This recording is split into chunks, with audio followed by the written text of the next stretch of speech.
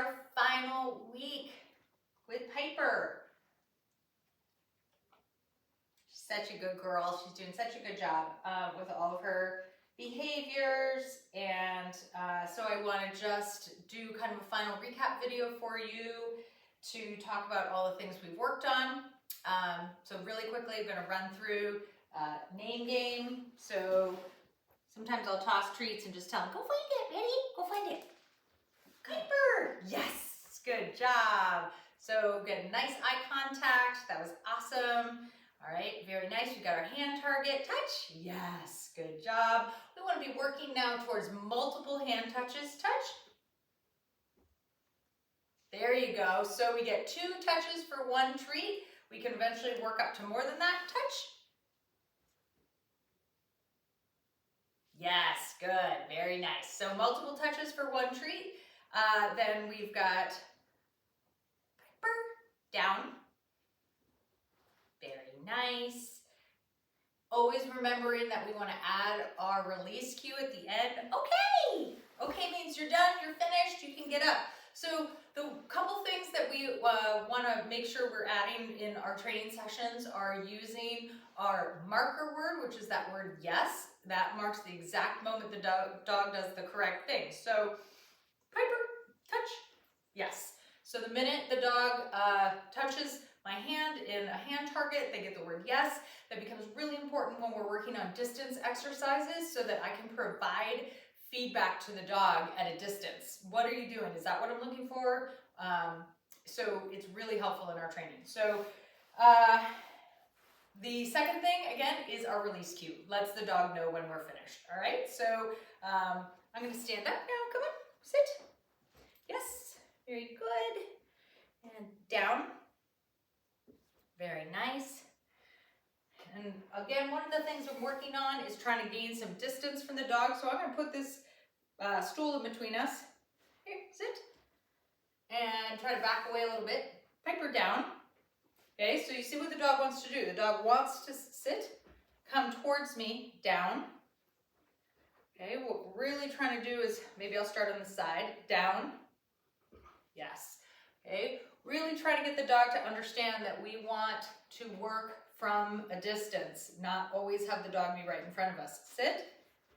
Good. Down. Very good. Okay, that's hard. Even putting something like this in between us is hard for Piper. Sit. Try it a little bit further. Down. Very good. Good job. You can see she's starting to sort of figure that out. But that's a way that you can transition to work on a little bit of distance, is just separating yourself from the puppy. Again, we want them to be able to do things when we're not right next to them. That's kind of the next level of training. All right. Good girl. All right. Then we're working on leave it. Leave it means it's not yours. You can't have it. You're never getting it. So I've got a whole handful of treats. And first I'm going to start with them in my hand. I'm going to show them to her, and she should not steal them. If she wants to offer me a down, that's fine. I'm going to put these treats on the ground and cover them with my foot, but hopefully you can see that in the video. Take it. And as long as she's not stealing treats from the pile, she gets a take it. I pick one up and I hand it to her. She does not ever get to eat out of the pile that I've asked her to leave. Again, leave it means it's not yours, you're never getting it. If I pick something up and hand it to you and tell you take it, that's a different story. Good girl. That was very good. Okay, then the other thing we're working on is drop it. So drop it.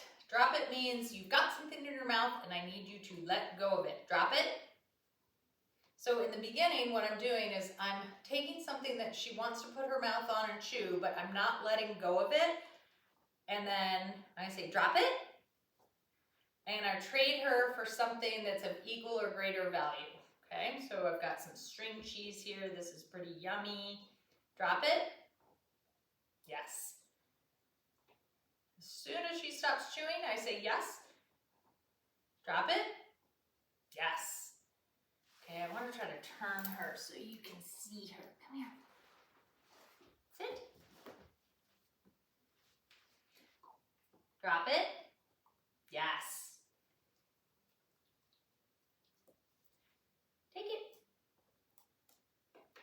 This is a very good treat, so this is really hard for her. Drop it. Okay, now, if I get in a scenario where I'm asking her to drop something and she does not want to trade for what I have, I've got to back off. This is too good, too high value. And so it's defeating the purpose. The purpose of teaching drop it is, hey, when I tell you drop it, you're going to get something that's better. So you really want to do it. Same thing with leave it. It's like, I will give you treats if you ignore something. And eventually we don't dole out treats for all that stuff because it's muscle memory. But for right now, that's the way it has to work. So I don't have another bag of goodies right here, but I would grab a different type of bone, something that wasn't quite as enticing, and I would work to the point where the dog could just spit it out, takes my treat, gladly grabs the bone again, but is much more willing to trade for what I have, okay? So that's drop it. You're doing a very good job with that. And then we're gonna work on recall in another section. All right, so I wanted to do a quick review of some of the outdoor skills we're working on with Piper. So I have Chloe here today, my other trainer, and we're gonna demo some of our recall skills. So coming when called. Number one rule I want you to think about is shooting for really high levels of success when you're practicing this. What that means is that you're not going to use your word come unless the dog is already in motion or that you are almost 100% certain that when you use that word come, that they are going to respond. Otherwise, choose some other way to get your puppy to come to you, like, yo, I know, somebody has cookies. Yes, come. So I can start off and see if I can get that puppy moving towards me and then add the word come. But I really want to be careful about trying to use that word and hope that I'm going to get the right result, because that's just really going to set us back in the long run. So when we're practicing recall, it's great to have a couple people. We can do sort of back and forth things. So we won't even do restrained right now. We'll just kind of call back and forth. Piper, come! Yes, good job!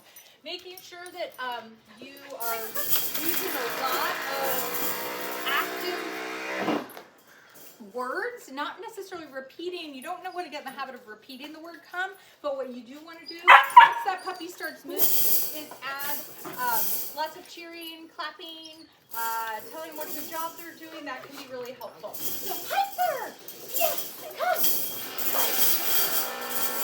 Oh, hello. We got escapees. Oh, escapees. All right, so we can do back and forth recalls. We can also do a version where I call it treat toss, where we toss a treat, the dog goes, we tell them go fight it, they go run and look for it, and as soon as they've scooped that up, then I'm going to say their name and come. Really active, fun way to practice recall. So you want to try and do a couple of those? Piper, find it. Piper, come. Come. Yes. Good job. Good job. Good job. Here it is again. Piper, find it. Oh, cheese. I got you cheese. Okay, so I'm going to do a couple more treat tosses. Piper. Yes. Come. Very good. I got you. Ready? Go find it. Piper, come. Yes. Always remembering, don't wag your treats out in front when that dog is on their way in. Keep those treats hidden until you can get close enough. Piper. Yes. Come. That was good. Close enough that you can put a hand on that collar and then your treat comes out. Make sure you give lots of praise. Tell these guys how awesome they are. That was so good. You did such a good job. All right, then the third way we can practice this is doing what we call restrained recall, where if you have a helper, they can be holding on to that dog. What we're trying to do is create some drive with this puppy.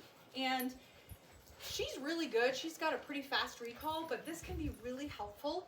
So what we do is we kind of amp the dog up a little bit before we call them. And my Second person is sort of holding on until we think that dog is really ready to go. So, hi, look what I got. Piper, that's so good. Ready?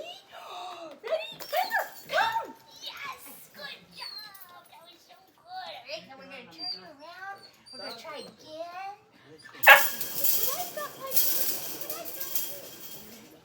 Ready? Piper, come! Yes, good job.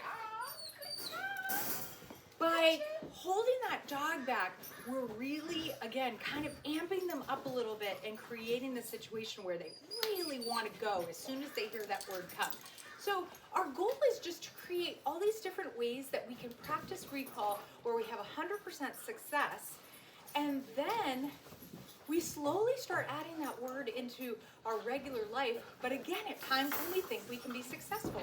Maybe you're about to get their food bowl out and the dog hears that sound, they know what's happening, you know they're gonna come in, add the word come.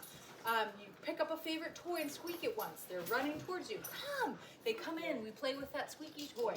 So those are times you really wanna get that word in, and then again, if you're not sure of the outcome, don't even use the puppy's name. Use a word like pup or clap your hands or hi, kissy noises. You know, anything you can do to get that dog doing the right thing, and then you can add your word come. Right? So that's great ways to practice recall.